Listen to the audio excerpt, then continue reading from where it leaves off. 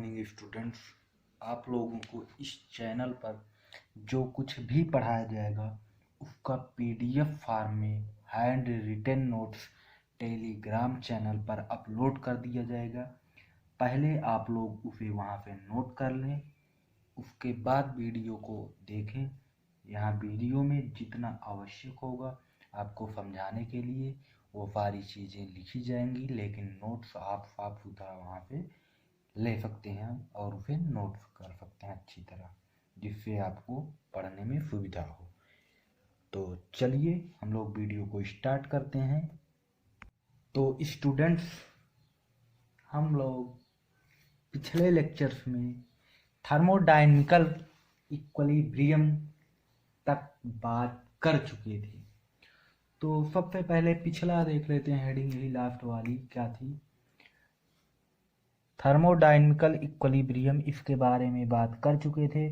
तो thermodynamical equilibrium में हमने क्या बताया था, यदि हमारा कोई सिस्टम जो है वह मैकेनिकल इक्विलिब्रियम रखता है अपने अंदर, केमिकल इक्विलिब्रियम अपने अंदर रखता है। कौन कौन? Mechanical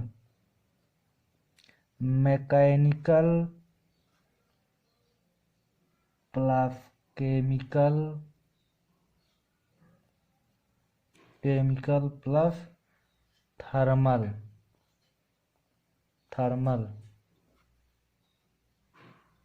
equilibrium.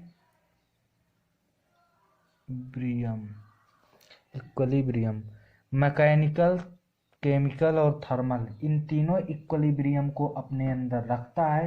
यानी कि ये तीनों फॉर्म में, मैकेनिकल गतिक फॉर्म में, केमिकल रासायनिक फॉर्म में और थर्मल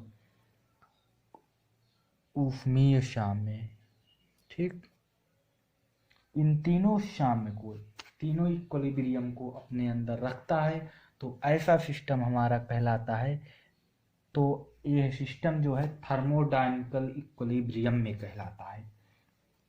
तो हमने पिछले लेक्चर में अपने थर्मल इक्विलिब्रियम के बारे में तो बात कर ली थी, लेकिन अभी फिर बात कर लेंगे दूसरी रूप में।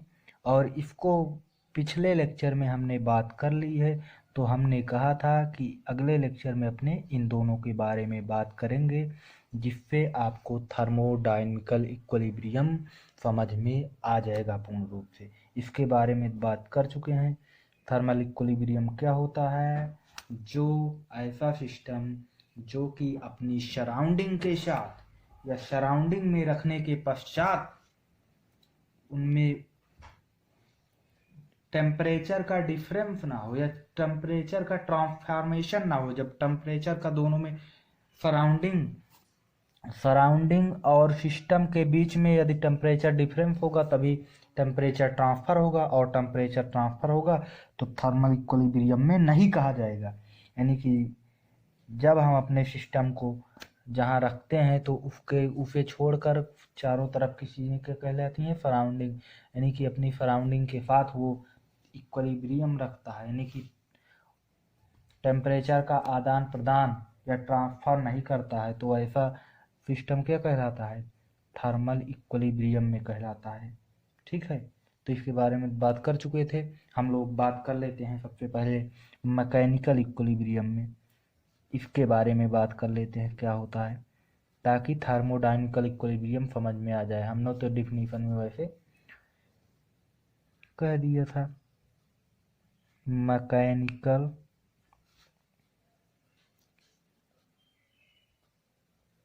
इक्विलिब्रियम क्या होता है? मैकेनिकल इक्विलिब्रियम क्या होता है, इसके बारे में बात कर लेते हैं। तो ऐसा सिस्टम यानी कि जब सिस्टम और सराउंडिंग के बीच में, सिस्टम ये मान लो ये हो गया कोई सिस्टम, ठीक है, ये सिस्टम हो गया और ये उसकी सराउंडिंग हो गई। सिस्टम और सराउंडिंग के बीच में कोई अनवायलेंस फोर्स नहीं लगता है, कोई अनवायलेंस फोर्स ना लगे तो ऐसा सिस्टम हमारा क्या कहलाएगा? मैकेनिकल इक्विलिब्रियम में कहलाएगा।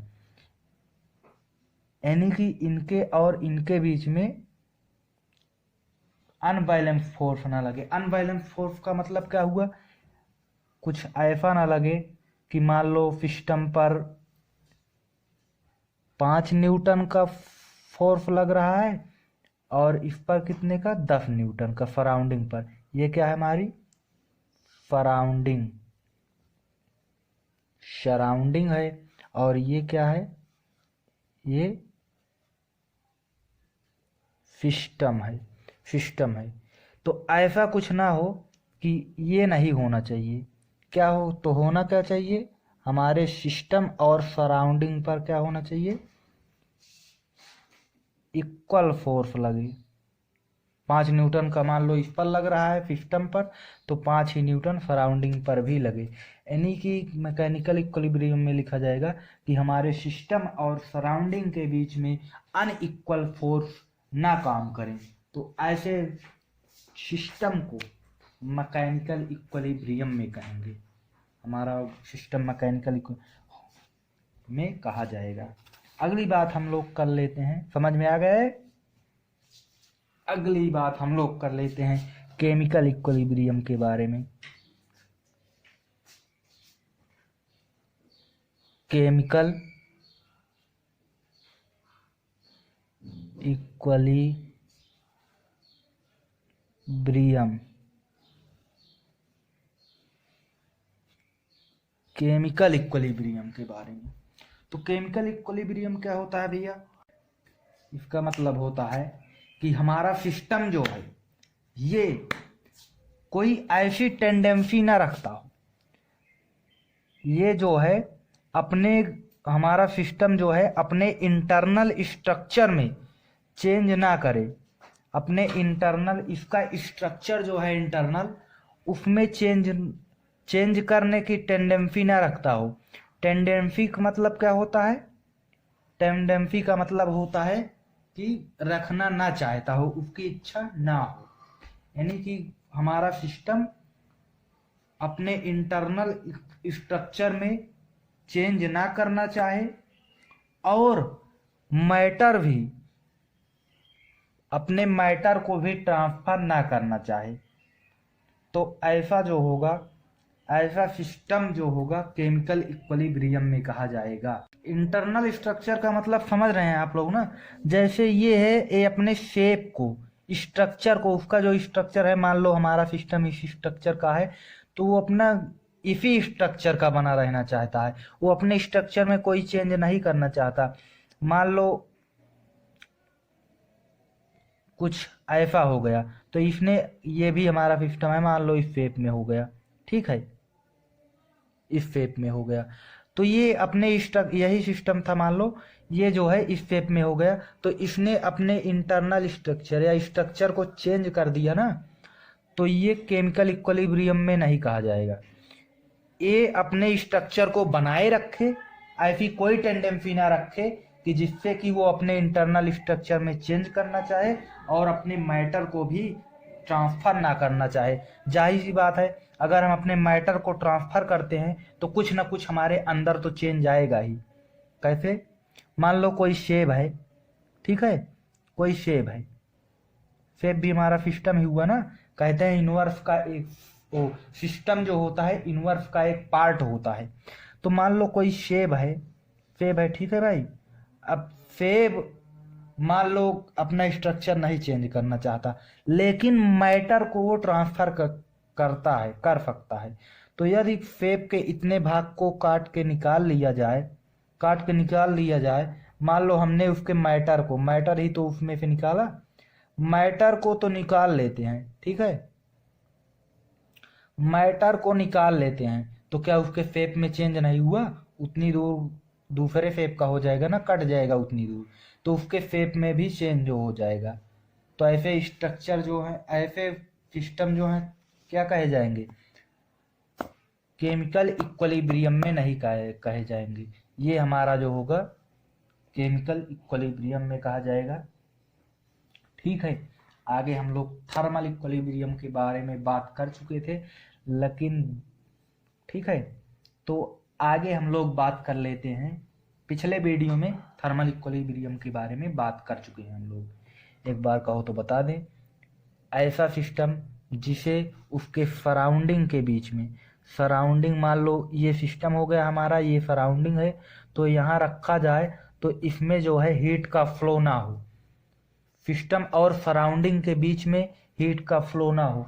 और हीट का फ्लो कब नहीं होगा, हम लोग जानते हैं कि जब इसका भी मान लो हमारे सिस्टम का टेम्परेचर 5 डिग्री सेल्सियस है, तो हमारे सराउंडिंग का भी टेम्परेचर क्या हो, 5 डिग्री सेल्सियस हो, तभी हीट का फ्लो नहीं होगा। अदरवाइज मान लो हमारे सिस्टम का टेम्परेचर 10 डिग्री सेल्सियस है और इसका 70 डिग्री सेल्सियस है, ठीक है, तो हाई से हम लोग जानते हैं कि टेम्परेचर या कोई भी चीज़ हो हाई से हाई पावर से लो की तरफ मूव करती है, तो ये क्या करेगा, 70 से 10 की ओर फ्लो होगा। और ये तब तक फ्लो होगा कि जब तक दोनों के टेम्परेचर डिफरेंस क्या हो जाए, टेम्परेचर समान ना हो जाए, ठीक है, इन दोनों के सिस्टम और सराउंडिंग के टेम्परेचर समान ना हो जाए। तो यहाँ से क्या निकलता है कि यदि हमारे सिस्टम और सराउंडिंग का टेम्परेचर क्या है, समान है, इक्वल है, तो हमारा टेम्परेचर क्या कहलाएगा, टीई में, थर्मल इक्विलिब्रियम में कहलाएगा, ठीक है। आगे हम लोग बात कर लेते हैं, आगे बात आती है स्टेट वेरिएबल की। हम लोग कहते हैं स्टेट वेरिएबल, स्टेट वेरिएबल, ठीक है, इसको क्या कह सकते हैं, स्टेट वेरिएबल कहते हैं, ठीक है, स्टेट वेरिएबल कहते हैं, अथवा किसी को थर्मोडायनेमिकल वेरिएबल भी कहते हैं, थर्मोडायनेमिक वेरिएबल भी कहते हैं, ठीक है, थर्मोडायनेमिक वेरिएबल, वेरिएबल भी कह सकते हैं हम लोग, ठीक है। तो ये स्टेट वेरिएबल या थर्मोडायनेमिक वेरिएबल क्या होते हैं, ये थर्मोडायनेमिक वेरिएबल जो होते हैं ये ऐसी क्वांटिटी, थर्मोडायनेमिक वेरिएबल एक ऐसी क्वांटिटीज होती हैं जिसकी सहायता से, एक ऐसी क्वांटिटीज होती हैं जिसकी सहायता से हम लोग किसकी, अपने सिस्टम के, थर्मोडायनेमिकल सिस्टम की के स्टेट को कंप्लीटली डिस्क्राइब कर सकते हैं, डिस्क्राइब कर सकते हैं। ऐसे ही वेरिएबल्स को क्या कहते हैं, स्टेट वेरिएबल या थर्मोडायनेमिकल वेरिएबल। ये मुख्यतः क्या होती हैं, ये पी, प्रेशर और वॉल्यूम, टेम्परेचर और एंट्रोपी, ठीक है, मुख्यतः ये होती हैं। लेकिन हम लोगों को 3 ही के बारे में अभी पढ़ना है, प्रेशर हो गया, वॉल्यूम हो गया, टेम्परेचर हो गया, ये एंट्रोपी है हमारी, एंट्रोपी, एंट्रोपी, ठीक है। तो ऐसे वेरिएबल्स जो क्या करते हैं हमारे, ऐसे वेरिएबल्स जो हमारे थर्मोडायनेमिकल सिस्टम को, थर्मोडायनेमिकल सिस्टम को, डायनेमिकल सिस्टम की, सिस्टम की स्टेट को कंप्लीटली डिफाइन करें, कंप्लीटली डिस्क्राइब कर दें। डिस्क्राइब करने का मतलब उसके बारे में पूर्ण रूप से जानकारी दे दें। स्टेट का मतलब उसकी स्थिति, वो कहाँ पर स्थित होगा, उसके बारे में कंप्लीटली डिस्क्राइब करने का मतलब पूर्ण रूप से जानकारी दे दें। तो ऐसे ही सिस्टम क्या कहलाते हैं, ऐसे ही क्वांटिटीज क्या कहलाती हैं, थर्मोडायनेमिक वेरिएबल, थर्मोडायनेमिक वेरिएबल कहलाते हैं। जैसे हम लोग मैथ में पढ़ते थे, क्या ये बनाते थे ना, ये क्या है, ऐसे, तो इसे क्या कहते थे, क्या कहते थे, जब इसको कोऑर्डिनेट सिस्टम बनाते थे इसमें एक्स और वाई एक्सिस होती थी। तो किसी इसके अंदर जब किसी पार्टिकल की स्थिति बताना होता था तो ये 2D के लिए, मतलब 2 डायमेंशनल मतलब जिसके केवल 2 डायमेंशन होते थे। जैसे कि यहाँ पर है कोई, तो ठीक है, ये मूल बिंदु से ओरिजिन से एक्स एक्सिस पर कितना चला है और वाई एक्सिस पर कितना चला है, इसकी माप ही, मान लो इस पर एक्स चला है इस पर वाई चला है, तो इसको एक्स कामा वाई से डिनोट करते थे। ठीक है, तो ठीक इसी प्रकार से यहाँ पर पी वी और टी के द्वारा, प्रेशर, वॉल्यूम और टेम्परेचर के द्वारा हम थर्मोडायनामिकल और एंट्रोपी भी होती है, इन क्वांटिटीज के द्वारा हम अपने थर्मोडायनामिकल सिस्टम की पोजीशन को, स्टेट यानी कि पोजीशन को ठीक ठीक या पूर्ण तरह से डिस्क्राइब कर सकते हैं। इसलिए इन्हें थर्मोडायनामिक वेरिएबल या स्टेट वेरिएबल कहते हैं। और आगे हम लोग बात कर लेते हैं, किसकी, नॉन इक्विलिब्रियम स्टेट। नाम से ही कुछ पता चल रहा होगा, नॉन इक्विलिब्रियम स्टेट क्या होती है। इक्विलिब्रियम का मतलब साम्य या समानता, स्टेट का मतलब पोजीशन या स्थिति, और नन का मतलब नहीं, जिसकी मतलब जिसकी पोजीशन में समानता ना हो, कुछ ऐसा इसका शाब्दिक अर्थ जो निकल रहा है। तो चलिए इसकी डिफिनीशन हम लोग देख लेते हैं क्या होता है। तो नॉन इक्विलिब्रियम स्टेट क्या होती है।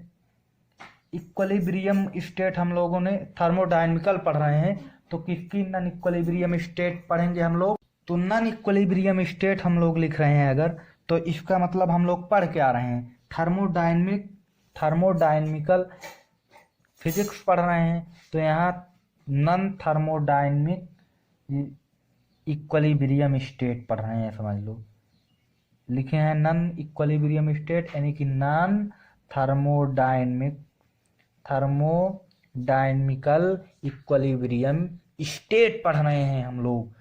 तो यानी कि नॉन थर्मोडायनामिकल इक्विलिब्रियम स्टेट में हम लोगों ने क्या बात की थी कि यदि हमारा सिस्टम जो है थर्मोडायनामिकल इक्विलिब्रियम रखता है, प्लस कौन सा रखता है, मैकेनिकल। अब तो मैकेनिकल के बारे में पता चल गया होगा ना। मैकेनिकल इक्विलिब्रियम रखता है, और क्या रखता है, केमिकल इक्विलिब्रियम रखता है। यदि तीनों रखता है तो भाई कहा जाएगा थर्मोडायनामिकल इक्विलिब्रियम में। लेकिन इसमें से अगर कोई भी नियम या कोई भी रूल फॉलो नहीं करता, ये तीनों टाइप में से ये 3 कंडीशन जो दी गई हैं थर्मोडायनामिकल इक्विलिब्रियम के लिए, अगर इनमें से कोई भी सेटिस्फाई नहीं करता तो हमारा क्या कहलाएगा, नॉन इक्विलिब्रियम स्टेट। जैसे मान लो हमारा सिस्टम जो है मैकेनिकल इक्विलिब्रियम और केमिकल इक्विलिब्रियम तो रखता है, लेकिन थर्मोडायनामिकल इक्विलिब्रियम नहीं रखता। ये दोनों रखता है और इसको नहीं रखता, तो हमारा सिस्टम जो होगा नॉन इक्विलिब्रियम में कहलाएगा, नॉन इक्विलिब्रियम स्टेट में कहलाएगा। मान लो थर्मोडायनामिकल रखा और केमिकल रखा, लेकिन मैकेनिकल ना रखा, ठीक है, लेकिन मैकेनिकल ना रखा, तो हमारा तब भी हमारा नॉन इक्विलिब्रियम स्टेट में कहलाएगा। मान लो कि केमिकल इक्विलिब्रियम नहीं रखता और थर्मोडायनामिकल और मैकेनिकल इक्विलिब्रियम रखता है, तो तब भी ये हमारा नॉन इक्विलिब्रियम स्टेट में कहा जाएगा। कहने का मतलब ये है कि इन तीनों कंडीशंस में से एक भी कंडीशन को यदि हमारा सिस्टम सेटिस्फाई नहीं करता है तो हमारा सिस्टम क्या कहलाएगा, नॉन इक्विलिब्रियम स्टेट में कहलाएगा। अब अगली बात हम लोग कर लेते हैं किसके बारे में, अगली हेडिंग हमारे लोगों की आती है, अगला टॉपिक आता है वर्क के बारे में कुछ चर्चा परिचर्चा कर लेते हैं। तो वर्क, यदि हम किसी सिस्टम पर क्या करते हैं, मान लो हमारा ये कोई सिस्टम है, ठीक है, ये कोई सिस्टम है और इस पर हम कोई फोर्स लगाते हैं, क्या लगाते हैं, फोर्स लगाते हैं, तो ये सिस्टम हमारा जो है यहाँ पे डिस्प्लेस हो जाता है कितना, यहाँ से हम मानते हैं कि हमारा सिस्टम यहाँ पहुँच गया, ठीक है, यहाँ से x दूर डिस्प्लेस हो गया। यदि किसी फोर्स की, जब उस सिस्टम पर कोई फोर्स कार्य कर रहा हो तो यदि कोई डिस्प्लेस, यदि वो सिस्टम हमारा जो है अपने स्थान से हट जाता है, डिस्प्लेस मतलब होना का अपने स्थान से हट जाना, तो यदि अपने स्थान से वो हट जाता है, डिस्प्लेस हो जाता है वहाँ से, तो ऐसा, तो ये कहा जाएगा कि कुछ कार्य किया गया या वर्क किया गया, यही क्या कहलाएगा, हमारा वर्क। यानी कि यदि कोई हमारे सिस्टम पर यदि कोई फोर्स कार्य करे और उस फोर्स के कार्य करने के पश्चात हमारा सिस्टम अपने स्थान से हट जाता है, डिस्प्लेस हो जाता है, तो इसी डिस्प्लेस होने की प्रक्रिया को वर्क कहेंगे कि कोई वर्क किया गया। इसकी परिभाषा उस तरह क्या होती है, मैथमेटिकल रूप में हम लोग क्या लिखते हैं, work is equal to force into displacement कितना हुआ है, एक्स, फोर्स इनटू डिस्प्लेसमेंट कह सकते हैं, फोर्स इनटू डिस्प्लेसमेंट, ठीक है, तो यही वर्क कहलाएगा। अब हमारा वर्क मूव कितने प्रकार का होता है, वर्क जो होता है हमारा मुख्य रूप से there are two type, there are mainly two types of work. यहाँ मुख्यतया दो प्रकार के वर्क होते हैं।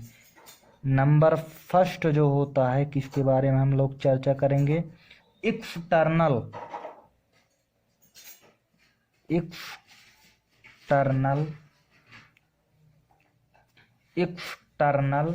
Work done.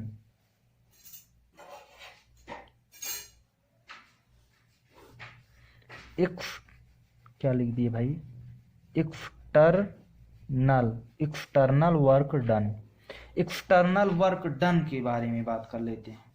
तो एक्सटर्नल वर्क जो होता है हमारा, एक्सटर्नल वर्क जो होता है हमारा, यह यदि हम अपने, यदि कोई वर्क हमारे सिस्टम के द्वारा किया जाता है, सिस्टम के द्वारा किया जाता है, किसके द्वारा, सिस्टम के द्वारा किया गया वर्क, सिस्टम के द्वारा किया गया वर्क ही क्या कहलाता है, हमारा एक्सटर्नल वर्क कहलाता है। एक्सटर्नल, द्वारा का मतलब क्या हुआ, एग्जाम्पल की सहायता से हम लोग समझ लेते हैं कि एक्सटर्नल वर्क क्या होगा। तो सिस्टम के द्वारा कह रहा है भाई, यहाँ से समझो, सिस्टम के द्वारा हम लोग, चलिए मान लो हम लोग एक सेब लिए हैं, ठीक है, एक कुछ ऐसा, ठीक है, कुछ भी है, सेब है, ठीक है, तो सेब एक सिस्टम है। सिस्टम किसे कहते हैं, सिस्टम कहते हैं यूनिवर्स का एक पार्ट होता है, यानी कि जो कि सराउंडिंग, मतलब जो कि एक अलग होता है, सिस्टम का इनवर्स का एक पार्ट होता है हमारे इनवर्स में। इनवर्स का मतलब क्या होता है? यूनिवर्स, ब्रह्मांड, यूनिवर्स, ब्रह्मांड, मतलब पूरा जो फैला हुआ है उसी का एक पार्ट होता है सिस्टम। तो हम लोग मान लो एक सेब लेते हैं, ठीक है, सेब लेते हैं और एक चाकू लेते हैं। चाकू से क्या करते हैं? चाकू से सेब को काट देते हैं। सेब कुछ यूं प्रकार से, ऐसे भाई हमसे बनता नहीं है, कला में हम वैसे भी बहुत डरते थे, कला लिए नहीं थे। तो मान लो ये सेब है हमारा, कट गया 2 भागों में, ठीक है। तो यदि हम किसी चाकू की सहायता से सेब को काट देते हैं तो चाकू द्वारा चाकू द्वारा चाकू द्वारा जो कार्य किया गया, चाकू द्वारा किया गया कार्य क्या कहलाएगा?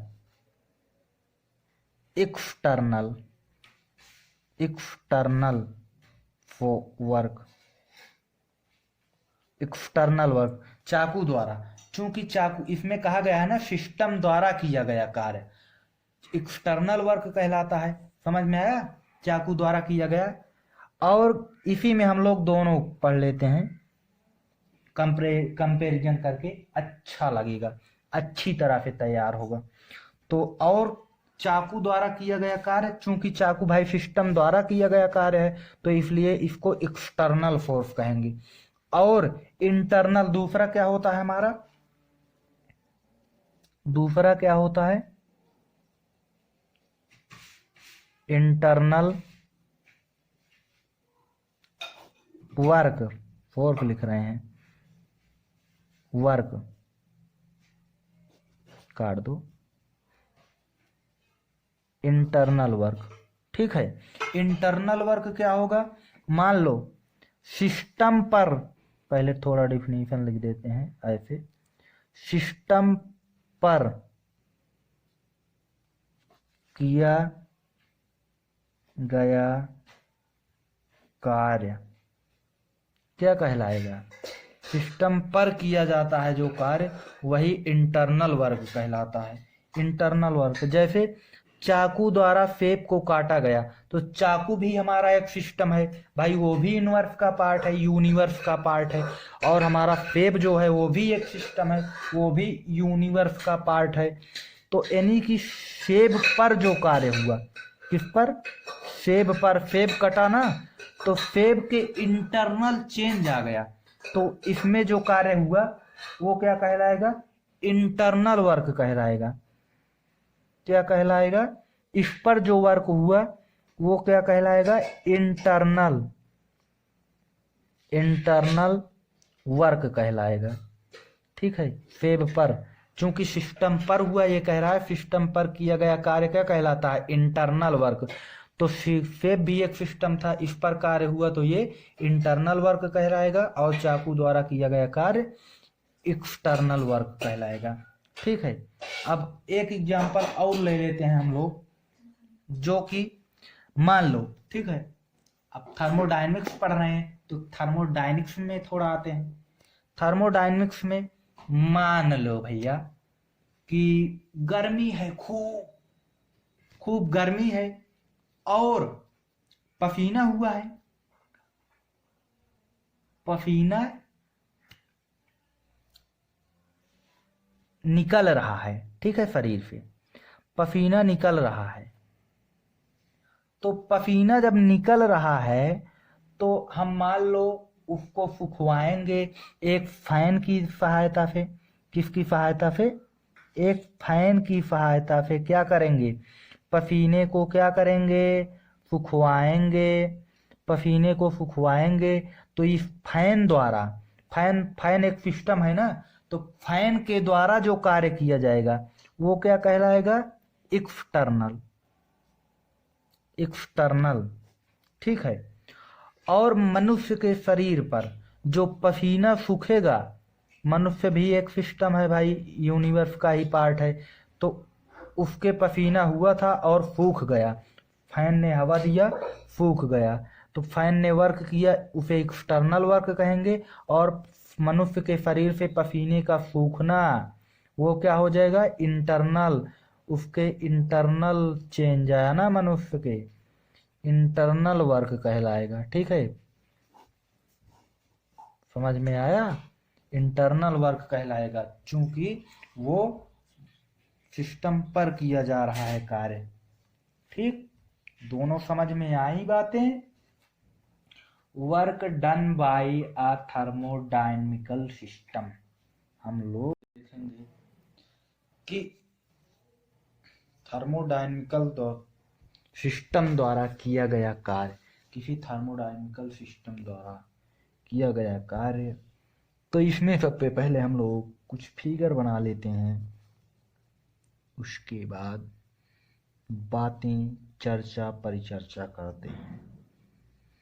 तो सबसे पहले तो हम लोग बना लेते हैं, हम लोग मानते हैं कि कोई सिलेंडर है। ठीक है, ये एक सिलेंडर है, कोई,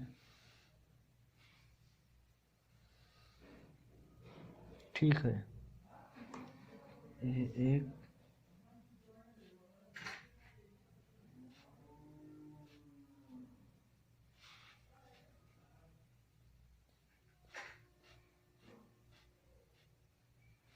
ऐसे कोई सिलेंडर है। ठीक है, इसमें एक गैस, आइडियल गैस भरी हुई है। ठीक है,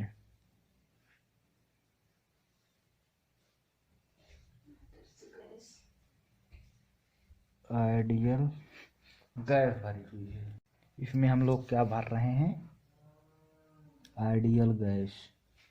ठीक है, तो भर देते हैं आइडियल गैस, कोई दिक्कत नहीं है। अब आप लोग कहेंगे कि आइडियल गैस है क्या, आइडियल गैस क्या है, तो पहले इसे बना लीजिए, उसके बाद हम लोग आइडियल गैस के बारे में चर्चा करते हैं कि आखिरकार आइडियल गैस है क्या।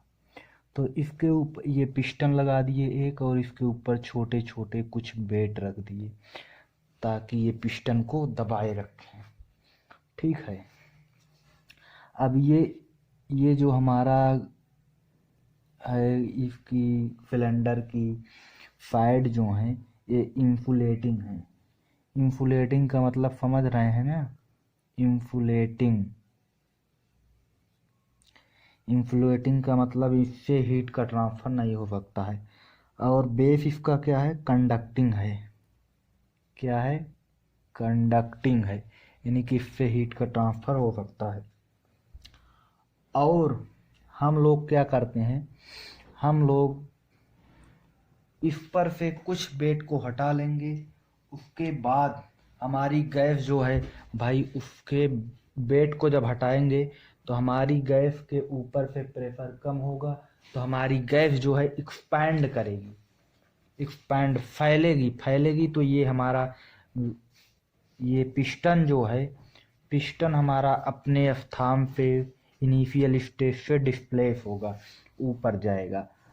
तो हम लोग मान लेते हैं कि हमने कुछ बेटेज, पहले हम लोग बात कर लेते हैं आइडियल गैस के बारे में। अब बहुत ही लो प्रेशर, आइडियल गैस ऐसी गैसेज होती हैं जो वेरी लो प्रेशर पर, क्या, वेरी लो प्रेशर पर, वेरी लो प्रेशर पर क्या होता है,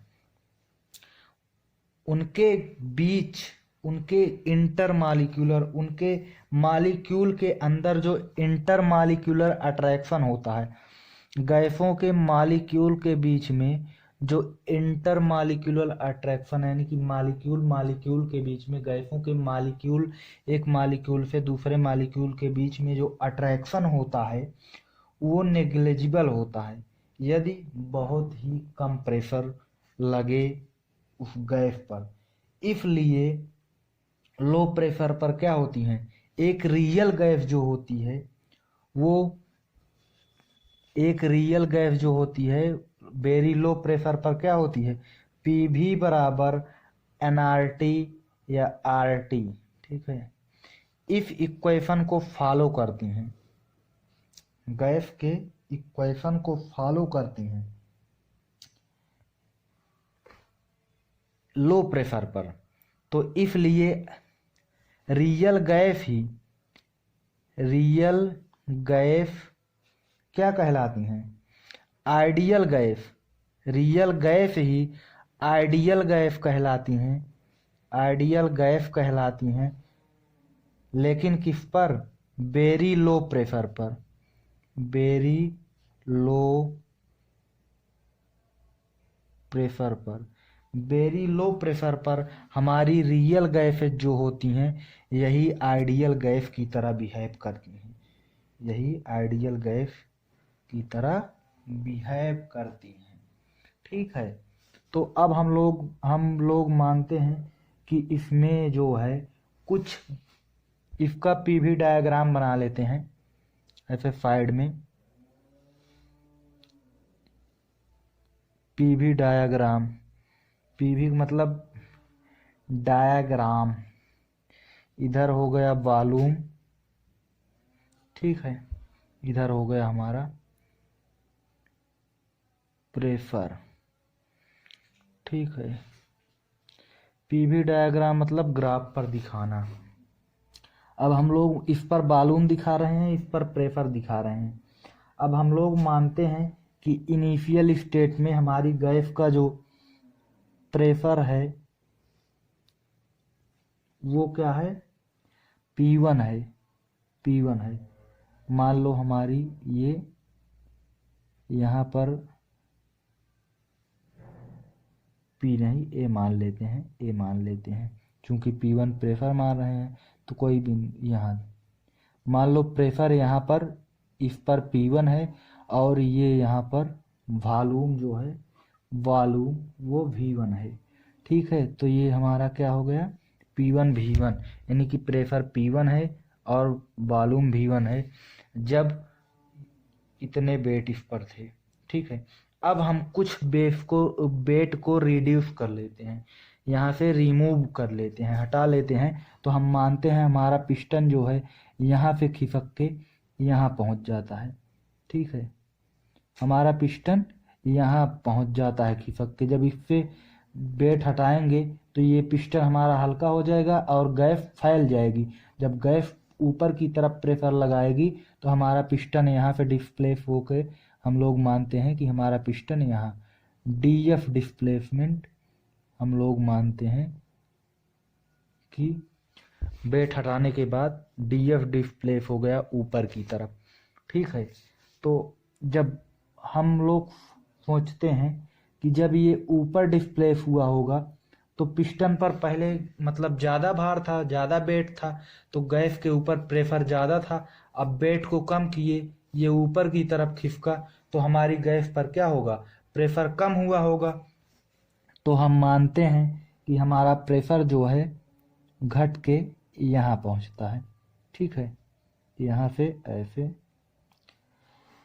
यहाँ पहुँचता है बी पर, यहाँ पर P2, हम मान लेते हैं कि हमारा प्रेशर P2 हो गया।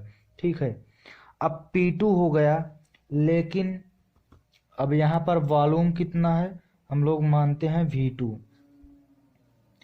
अब जब हमारी गैस एक्सपैंड कर गई, बढ़ गई, फैल गई, तो हमारी गैस का आयतन बढ़ गया ना। तो यहाँ देखो, पहले आयतन कम था, जब यहाँ से इतना बढ़ी तो आयतन बढ़ा ना, आयतन बढ़ रहा है और देख रहे हैं इस ग्राफ में प्रेशर कम हो रहा है। तो अब फाइनल स्टेट पर हमारी जो है ये प्रेशर P2 हो गया और वॉल्यूम V2 हो गया। ठीक है, तो अब हम लोग बात कर लेते हैं कि हम लोग पढ़ रहे थे work done by A thermodynamical system.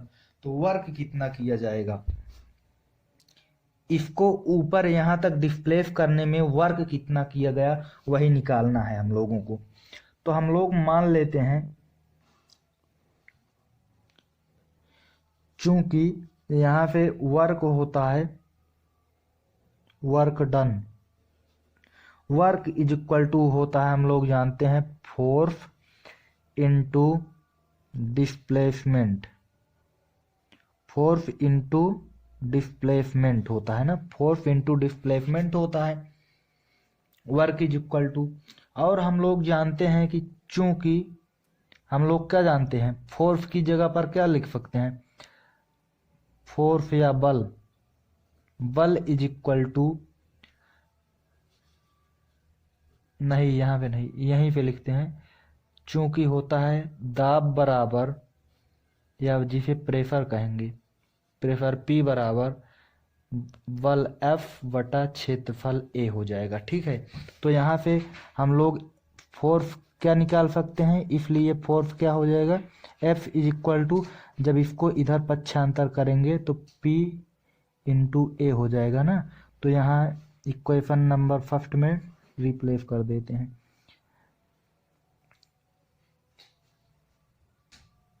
Putting these value in equation number first, equation number first में इस वैल्यू को रखते हैं। तो यहाँ पे वर्क को हम मान लेते हैं क्या, dw, वर्क किया गया dw is equal to, work is equal to force F कितना आया, P इंटू ए, और डिस्प्लेसमेंट ए अपने स्थान पे डिस्प्लेस कितना हुआ, पिस्टन हमारा df हुआ ना, तो इंटू df। ठीक है, d का मतलब समझ रहे हैं ना कि चेंज, f डिस्प्लेसमेंट में चेंज, और dw का मतलब वर्क में, मतलब थोड़ा सा वर्क किया गया, उसको उतना थोड़ा सा चेंज करने में कितना वर्क किया गया। ठीक है, तो यहाँ से हम लोग अब एक चीज तो जानते हैं कि ये ए क्या है, ए यहाँ पर एरिया है, एरिया में दूरी का और मल्टीप्लाई कर देते हैं हम लोग, चूंकि v इज इक्वल टू होता है ए इंटू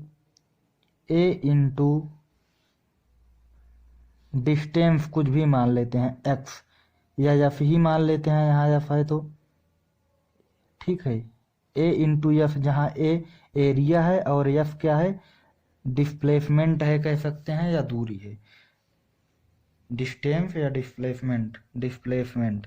ठीक, अब यहाँ पर चूंकि डीएफ है, तो डीएफ है, तो जब यहाँ डीएफ लगाएंगे यानी, तो यहाँ क्या हो जाएगा, डीवी, यानी कि थोड़ा सा डिस्प्लेस हो रहा है, तो वॉल्यूम में भी चेंज क्या होगा, थोड़ा चेंज होगा ना, तो यहाँ पर वॉल्यूम डीवी होगा, इसलिए तो यहाँ से लिख देंगे हम लोग, क्या लिख देंगे, D W is equal to P into D V, यहाँ से लिख सकते हैं ना। अब फॉर टोटल वर्क, ये तो पार्शियल वर्क, थोड़ा सा वर्क था चेंज करने में, थोड़ा सा वर्क डी एफ डिस्प्लेस में, मान लो पूरा वेट हटा के वर्क डन निकाला जाए, तो क्या हो जाएगा, थोड़े थोड़े पार्ट में जो थोड़ा थोड़ा वर्क किया गया है सबका योग होगा, और योग करने के लिए हम लोग क्या करते हैं, नॉर्मली इंटीग्रेशन का उपयोग करते हैं, तो इसलिए हम लोग लिख लेंगे for total work done. Total work done क्या होगा, इंटीग्रेशन हो जाएगा, integration D W is equal to integration P into D भी। अब लिमिट लेना है भाई, लिमिट कहाँ से कहाँ तक एक्सपैंड कर रही है हमारी गैस जो है, वो पहले V1 पर थी, तो V1 इसकी क्या हो गई, इनिशियल पोजीशन, और V2 क्या हो गई, फिर लास्ट में एक्सटर्नल पोजीशन क्या हुई, V2, तो V2 से V1, यहाँ से जब W का वो इंटीग्रेशन करेंगे, तो हम लोग जानते हैं कि यहाँ पर कुछ नहीं है तो 1 है, और कांस्टेंट का इंटीग्रेशन क्या हो जाता है, वही हो जाता है, जैसे 1 इंटू डी एक्स होगा तो एक्स हो जाएगा, इसलिए यहाँ से हो जाएगा W is equal to V1 से V2 P into D we. यही हो जाएगा total work done. Total work done हमारे थर्मोडायनेमिकल सिस्टम द्वारा किया गया टोटल वर्क डन यही हो जाएगा। ठीक है, आगे हम लोग बात कर लेते हैं पीवी डायग्राम की। पीवी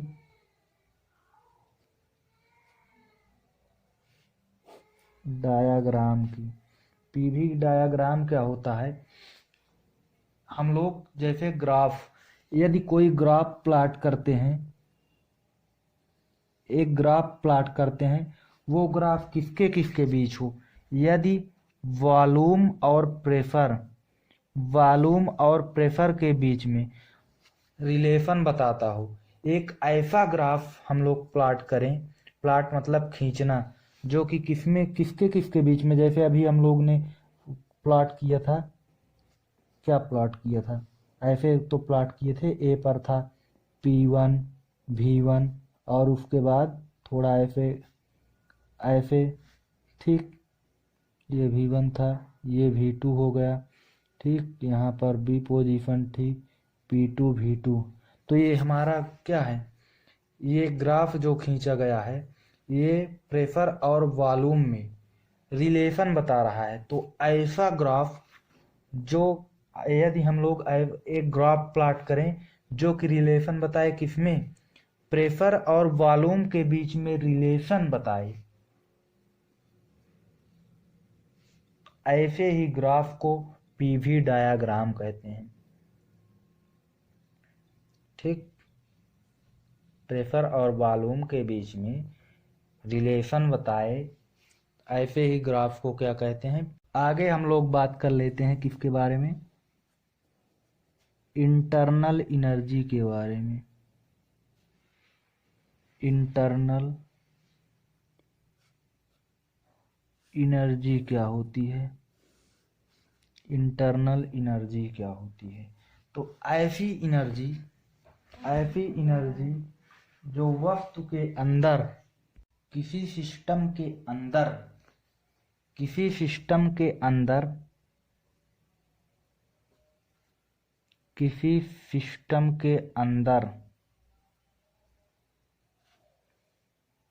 के अंदर जो एनर्जी स्टोर होती है उसी को क्या कहते हैं हम लोग, इंटरनल एनर्जी कहते हैं उसी को। और यह क्या होती है, इंटरनल एनर्जी कहते हैं। यह जो है, यह नीचे दी गई कुछ ऊर्जाओं का सम होती है। सम का मतलब योग होती है, या सम होती है। कौन कौन सी होती हैं ऊर्जाएं या एनर्जी, कौन कौन सी होती है? नंबर फर्स्ट हम लोग मान लेते हैं kinetic energy,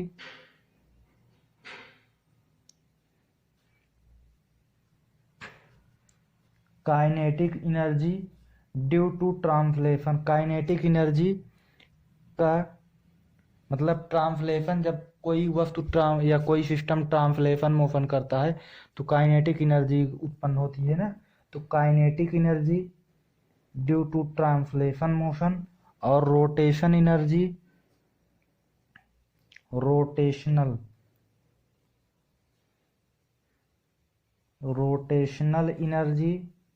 rotational and vibration motion of the molecules. Kinetic energy क्या होती है? काइनेटिक एनर्जी ये जो होती है रोटेशन के कारण, सिस्टम के ट्रांसलेशन मोशन के कारण, रोटेशनल मोशन के कारण और किसके कारण, और वाइब्रेशन के कारण, इनके मॉलिक्यूल के एंड मॉलिक्यूल्स के वाइब्रेशन के कारण, मॉलिक्यूल्स के वाइब्रेशन के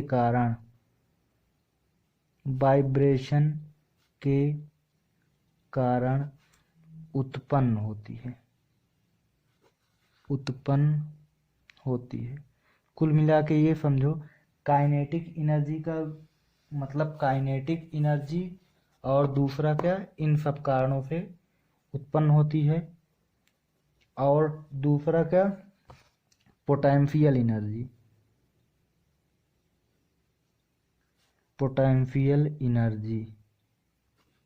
काइनेटिक एनर्जी, पोटेंशियल एनर्जी किसके कारण उत्पन्न होती है? इंटरमॉलिक्यूलर फोर्स के कारण, यानी कि उनके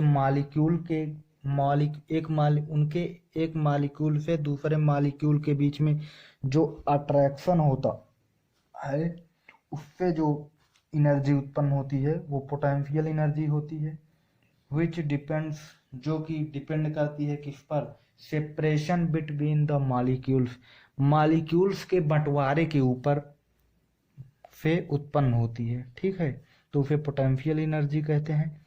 इसका और इसका काइनेटिक एनर्जी, पोटेंशियल एनर्जी, और तीसरा क्या आता है, किसका योग होती है? और ऐसी एनर्जी जो इलेक्ट्रॉन और न्यूक्लियाई के कारण उत्पन्न होती है। Energy due to electrons and nuclei, इन तीनों का काइनेटिक एनर्जी, पोटेंशियल एनर्जी और एनर्जी, ऐसी एनर्जी जो इलेक्ट्रॉन्स, यानी कि उनके अंदर जो इलेक्ट्रॉन्स और न्यूक्लियाई होते हैं उनके कारण जो एनर्जी होती है, इन तीनों का योग होती है। उसी को क्या कहते हैं? इन तीनों के योग को ही क्या कहते हैं? Internal energy.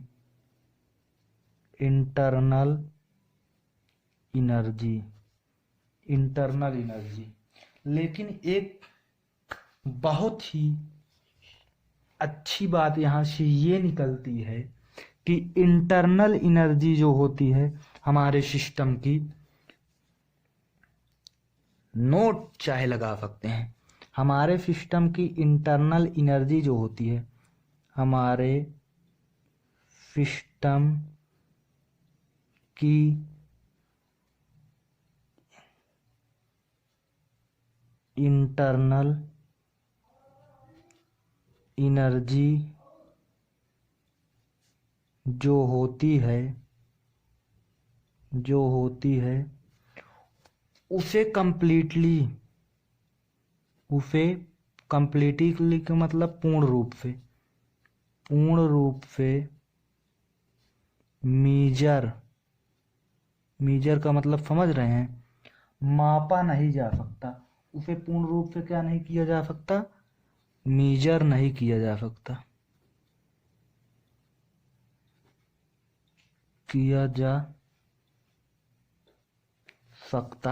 हमारे सिस्टम की इंटरनल एनर्जी जो होती है, इन सब का योग होती है, उसे पूर्ण रूप से हम लोग या कंप्लीटली मीजर नहीं कर सकते। तब क्या भाई, जो हम लोग कहते हैं कि इंटरनल एनर्जी जो पढ़ते हैं या निकालते हैं किसी सिस्टम की, तो वो क्या चीज़ है? जब हम निकाल ही नहीं सकते तो वो क्या चीज़ है जो हम लोग पढ़ते हैं इंटरनल एनर्जी के रूप में? वो ये चीज़ है, वो इंटरनल एनर्जी डिफरेंस हम लोग पढ़ते हैं। क्या हम लोग क्या पढ़ते हैं? क्या इंटरनल एनर्जी डिफरेंस, उसके डिफरेंस को मीजर किया जा सकता है। केवल हम लोग जो मीजर करते हैं उसके डिफरेंस को, इंटरनल एनर्जी के डिफरेंस को हम लोग मीजर करके वही पढ़ते हैं। हम लोग उसे कंप्लीटली माप नहीं सकते हैं। ठीक है, तो यही हमारी जो है इंटरनल एनर्जी होती है।